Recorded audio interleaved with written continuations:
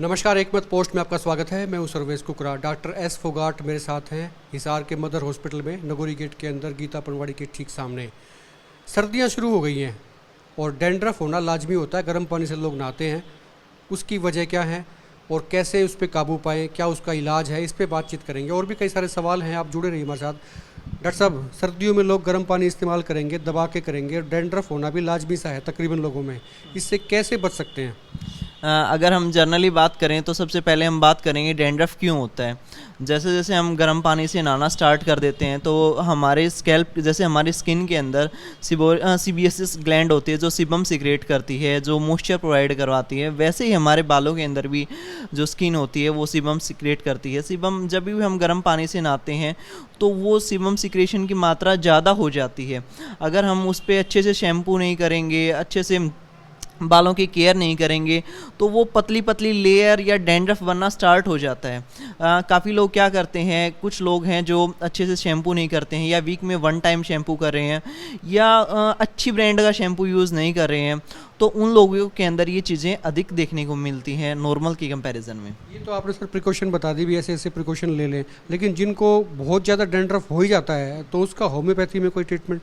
हाँ, उसका होम्योपैथी में काफ़ी ऐसी होम्योपैथी मेडिकेटेड शैम्पू आते हैं जिनके बहुत अच्छे रिजल्ट हैं। जिन भी लोगों को हेयर फॉल की समस्या है या डैंड्रफ ज़्यादा बन रहा है, उन सभी का होम्योपैथी में अच्छा इलाज है, वो चीज़ें कवर हो जाती हैं। और फिर भी पेशेंट को अगर कोई समस्या देखने को मिलती है तो वो थेरेपी कंटिन्यू करवा सकते हैं और थेरेपी से उनकी और जल्दी रिकवरी हो जाती है। काफ़ी सारे लोग सवाल कर रहे थे मैसेज भेज के कि पीआरपी क्या होती है, पीआरपी के बारे में थोड़ा बताएं। इसके बारे में बहुत लोग जानना चाहते हैं। अगर पीआरपी के बारे में बात करें तो पीआरपी के अंदर प्लेटलेट रिच प्लाज्मा थेरेपी बोलते हैं हम। इसके अंदर क्या किया जाता है कि बॉडी से प्लाज्मा निकाला जाता है। वो प्लाज्मा निकालने उसमें भी प्लाज्मा की काफ़ी फॉर्म होती है, तो इसमें प्योर प्लाज्मा निकाला जाता है। वो प्लाज्मा स्कैल्प के रूट्स में, जो हमारे बालों की जड़ें होती हैं, उनके अंदर डाला जाता है, जिससे बालों की ग्रोथ हो पाती है, या जिन भी एक तरह से बाल में खाद के तौर पे काम करती है। जिनको हेयर फॉल की समस्या है उनकी हेयर फॉल की समस्या भी ठीक हो जाती है, और जिनके बाल भी ग्रो नहीं हो रहे हैं तो वो भी ग्रो हो जाते हैं। कितने टाइप की थेरेपीज रहती हैं जिससे ये चीज़ें कंट्रोल हो सकती हैं? देखिए, डिफरेंट पैथी में डिफरेंट थेरेपी करते हैं। जैसे हिजामा करते हैं, जिसे कपिंग थेरेपी भी बोलते हैं, जिसमें सिर के ऊपर कप लगाते हैं। वो क्या काम करती है, ब्लड सर्कुलेशन इम्प्रूव करती है। हर एक थेरेपी का मेन मोटिव यही रहता है कि जितना अच्छे स्कैल्प के अंदर ब्लड सप्लाई इम्प्रूव होगी, उतनी ही बालों की ग्रोथ हो पाएगी और उतनी ही बालों से रिलेटेड उनकी समस्या ठीक हो पाएंगी। जैसे हर एक थेरेपी के अंदर कुछ उसके फ़ायदे होते हैं, कुछ उसके नुकसान होते हैं। ये हर एक थेरेपी के अलग अलग रिजल्ट देखने को मिलते हैं। जैसे हिजामा करते हैं, हिजामा के अंदर कप लगा के वो ब्लड, जो वो बताते हैं कि जो वेस्ट ब्लड है उसको शक कर लेते हैं और अच्छा ब्लड सिर के अंदर सप्लाई करते हैं। इसके अलावा जोक थेरेपी करते हैं। जोक थेरेपी के अंदर भी सिर के ऊपर जोक लगाई जाती हैं। वो जोक क्या करती हैं, वो खून चूसने का काम करती हैं। जो हमारा वेस्ट ब्लड होता है वो वेस्ट ब्लड को शक कर लेती हैं। इसके अलावा पीआरपी थेरेपी होगी, जिसके अंदर स्कैल्प के अंदर प्लाज्मा डाला जाता है। इसके अलावा डर्मा रोलर मेथड भी थेरेपी के अंदर काउंट होता है, जिसके अंदर सिर के ऊपर डर्मा रोलर भी अप्लाई किया जाता है। इसके अलावा अगर हम होम्योपैथी में बात करें तो होम्योपैथी के अंदर बहुत ही एडवांस तरीके से ग्रो हेयर थेरेपी की जाती है। ग्रो हेयर थेरेपी के अंदर क्या करते हैं, सबसे पहले जो पेशेंट है उसके स्कैल्प की, उसकी बालों की जो रूट्स होती हैं, जड़ें होती हैं, उनको हीटनिंग मेथड के थ्रू ओपन किया जाता है। अगर किसी भी चीज़ पे हम हीट अप्लाई करते हैं तो स्किन हमारी फैलती है, वैसे स्कैल्प के ऊपर भी हम हीटनिंग मेथड के थ्रू बालों के पोर्स को ओपन किया जाता है। उसके बाद हम स्कैल्प के ऊपर प्लांट प्लाज्मा डाला जाता है, जो बालों के लिए काफ़ी ज़्यादा असेंशियल होता है। साथ साथ अगर और एडवांस करवाना चाहते हैं तो प्लाज्मा, सिंपल बॉडी का प्लाज्मा का भी यूज़ कर सकते हैं, जो हम एक्सटर्नली ही यूज़ करते हैं, जिससे बालों की ग्रोथ और अच्छे से हो पाती है। इंटरनली कंपैरिजन में पेशेंट को इतना पेन भी नहीं होता है। इसके अंदर पीआरपी के अंदर काफ़ी लोग पेन की कंप्लेंट करते हैं, उनको पेन काफ़ी लॉन्ग टाइम तक दर्द की समस्या देखने को मिलती है, लेकिन ग्रो हेयर थेरेपी के अंदर इस टाइप का नहीं किया जाता। ये और ज़्यादा एडवांस है। फिर उसके बाद हम डर्मा रोलर का मेथड यूज़ किया जाता है।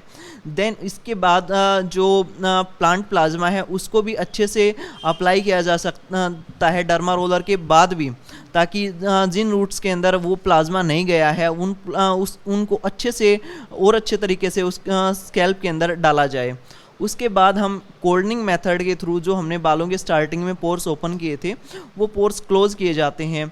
ये ग्रो हेयर थेरेपी के अंदर हम करते हैं। तो ये भी डॉक्टर साहब पूछते हैं कि ग्रो हेयर थेरेपी जो है इसमें कितनी सीटिंग्स में काम चल जाएगा या कितनी सीटिंग जरूरी है, सब पूरा प्रोसेस थोड़ा बता दें। देखिए, ग्रो हेयर थेरेपी के अंदर क्या किया जाता है कि पेशेंट की कंडीशन क्या है स्टार्टिंग के दौरान। अगर पेशेंट जो इनिशियल कंडीशन में आता है जिनके 1 या 2 साल से समस्या रहती है, अधिकतर लोगों के 1-2 साल से समस्या रहती है, तो उनके हल्के से कोने जाने स्टार्ट होते हैं या डेंसिटी हल्की फुल्की चेंजेस देखने को मिलता है, तो उन पेशेंट के अंदर वो 3 से 4 सीटिंग के अंदर ही वो चीज़ें रिकवर हो जाती हैं।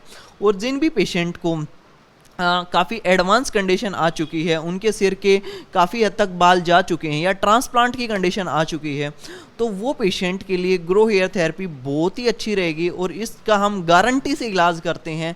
ये नहीं है अगर आपको फिर भी अगर आपके बाल ग्रो नहीं करते हैं तो हम उनके पैसे रिटर्न कर देते हैं कि सर आपने ग्रो हेयर थेरेपी करवाई है। मतलब जो लोग स्कीम देते थे तो कैशबैक की स्कीम दे दी आपने। बिल्कुल बिल्कुल, आप अपना कंप्लीट कैशबैक ले जा सकते हैं। हमें कोई समस्या नहीं, क्योंकि हमें इस चीज़ पे इतना कॉन्फिडेंट है क्योंकि हमारे लाखों पेशेंट ऐसे हैं जो ठीक हो चुके हैं ग्रो हेयर थेरेपी से। दूसरा डॉक्टर ये था कि जो हेयर ट्रांसप्लांट करवा लेते हैं तो क्या वो भी ग्रो हेयर थेरेपी ले सकते हैं? हाँ, जो भी पेशेंट हेयर ट्रांसप्लांट करवा चुके हैं या काफ़ी टाइम हो चुका उनको ट्रांसप्लांट करवाए हुए, तो वो लोग क्या समस्या बताते हैं कि सर हमने हेयर ट्रांसप्लांट तो करवा लिया, लेकिन जो हेयर्स के रूट्स हैं वो आगे आगे के एरिया के अंदर, वो मोस्टली इस एरिया के अंदर हेयर ट्रांसप्लांट करवाते हैं। तो कुछ टाइम के बाद पेशेंट की यहाँ पे डेंसिटी कम हो जाती है या यहाँ से डेंसिटी कम हो जाती है। हेयर ट्रांसप्लांट के अंदर जो बाल लगाए जाते हैं वो काफ़ी गैप में लगाए जाते हैं, ये नहीं है कि नज़दीक बाल लगाए जाते हैं। डेंसिटी उनकी थोड़ी कम होती है। हाँ, डेंसिटी हमेशा ही कम होती है जो हेयर ट्रांसप्लांट किया जाता है। और ग्रो हेयर थेरेपी के अंदर जो भी रूट्स उनके श्रिंक हो जाते हैं उनकी ग्रोथ करवाई जाती है हेयर ट्रांसप्लांट के बाद भी। और जिस पेशेंट को, पहली बात तो हम बात करें तो जो भी पेशेंट हेयर ट्रांसप्लांट करवाना चाहता है, हेयर ट्रांसप्लांट के बॉडी पे काफ़ी ज़्यादा साइड इफ़ेक्ट देखने को मिलते हैं। आपके स्कैल्प के अंदर, सिर के अंदर एनेस्थीसिया लगाया जाता है, उसकी वजह से आपको काफ़ी टाइम तक चक्कर की समस्या देखने को मिलती है। और एक सर्जरी करवाते हैं जिसके बॉडी के अंदर साइड इफ़ेक्ट भी अधिक आते हैं, फ्यूचर के लिए भी वो चीज़ें इम्पैक्ट डालती हैं। तो इसके कंपैरिजन में ग्रो हेयर थेरेपी आपके लिए बेटर रहेगी आप उस ट्रीटमेंट के कंपैरिजन में, क्योंकि वो काफ़ी पेनफुल भी रहता है। लेकिन ग्रो हेयर थेरेपी के अंदर इस टाइप का कुछ नहीं होता और साइड इफ़ेक्ट भी अधिक देखने को मिलते हैं। हेयर ट्रांसप्लांट के अंदर, ग्रो हेयर थेरेपी के अंदर आपकी बॉडी पे कोई भी साइड इफेक्ट नहीं देखने को मिलता। कुल मिला के डॉक्टर फोगाट जो है ग्रो हेयर थेरेपी को रिकमेंड करते हैं। आपकी कोई और क्वेरी है तो आप नीचे कमेंट में लिख सकते हैं, इनसे संपर्क भी कर सकते हैं। मदर हॉस्पिटल हिसार में डॉक्टर साहब की सेवाएं हैं। और वीडियो को शेयर करें, देखते रहिए हिकमत पोस्ट। नमस्कार।